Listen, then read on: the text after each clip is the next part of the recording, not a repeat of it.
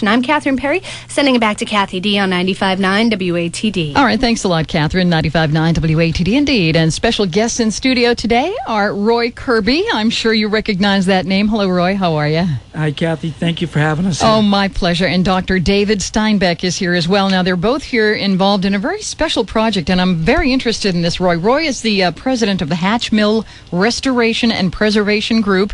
Dr. David Steinbeck is the public ambassador, as Roy likes to call him, for that very same group. And what is the mission here, guys? Roy, what are you working on now? Well, we're working closely with Central Federal Savings Bank on a dollar-for-dollar matching campaign where the bank will match any donation. It's up to a certain amount, and it goes to help out the Hatch Mill.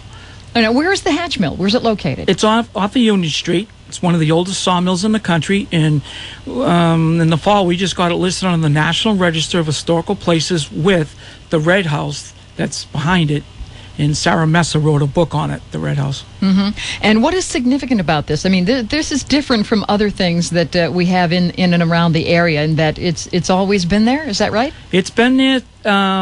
Originally there was something there in 1752, and then the Hatch Mill was they got it going in 1812, and the original blade that was used in the mill, we have that original blade. Wow. And we've followed the history.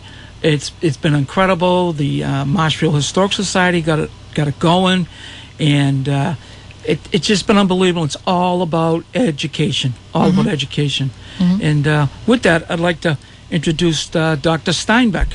Excellent. Dr. David Steinbeck, who happens to be, a word of introduction, an historian and a former college administrator. How did you come to get involved in this project? Well, an interesting story. I moved to Marshfield 2 years ago and met Roy accidentally, and I had just come off a college presidency where I raised some money, and we talked about the Hatch Mill. He took me out to see it. It's an amazing site that really can be an educational tool for any age person. As it's getting restored, it's being worked on by high school students here in Marshfield and by other professionals. But when it's finally done, it's going to be an amazing stop, a New England stop. Unlike Plymouth, remember Plymouth is a restored village, but it's not authentic. It only goes back about 50 years in terms of its present appearance. This is a mill that goes back to the 1700s as it looks today. Wow. And we just have to finish restoring it, and this campaign helps. Now, what was it that caught your eye when you were brought to that site? I mean, anybody that's interested in history gets a certain feeling when they walk into a place like that. How'd you feel? It is so authentic. It certainly needs restoration and more work, but when you go inside, it has not been updated. I mean, it is as it was hundreds of years ago, and it was operating until just a few decades ago as a mill. So it's really it's the feeling of authenticity for me. Roy, if you could take the mic again, I want you to describe what the building looks like. How's it being held together now? What's it look like? Well, it's, believe it or not, the second floor is being held together with 2 aviation cables. I mean, when people go up to the second floor, they look at it and say, "Oh my God, is this thing going to fall over?" But we were able to, when we purchased it in 2004, it was only a matter of 2 months, and the ridge, the back on the ridge snapped, and the mill caved in. We didn't know what to do, so we brought these people in that are most incredible millwrights in the country. They've been on Nova, PBS, and they are the best, and we lucked out.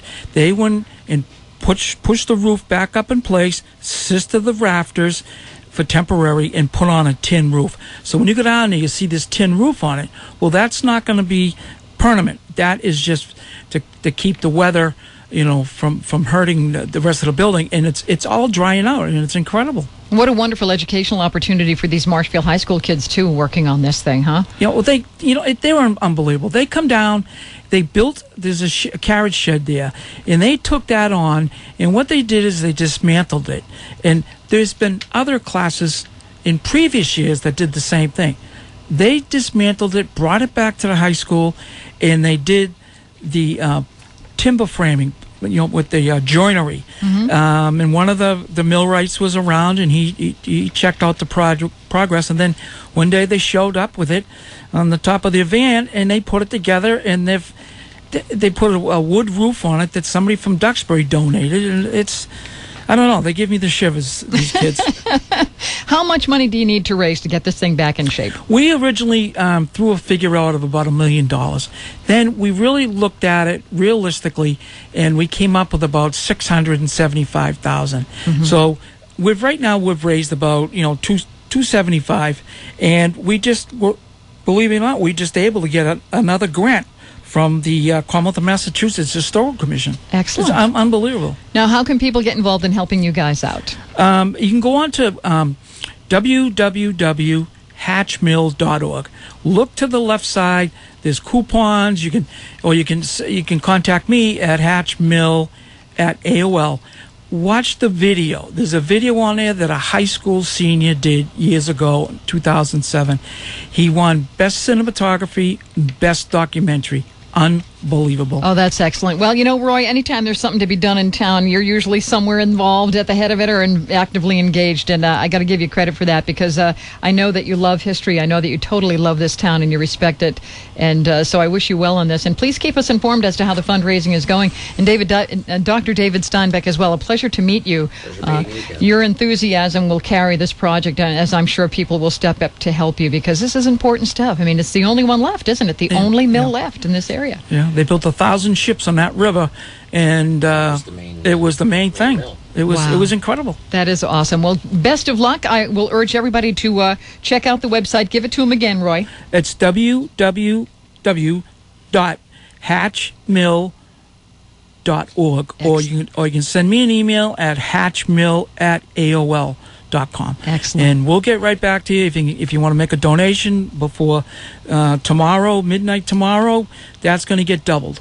Wow, excellent. All right, well, thank you guys very much, and I wish you all the luck in the world with this project. I love it. Thank you, Kathy. You're welcome. 95.9 WATD. This is Johnny Rivers.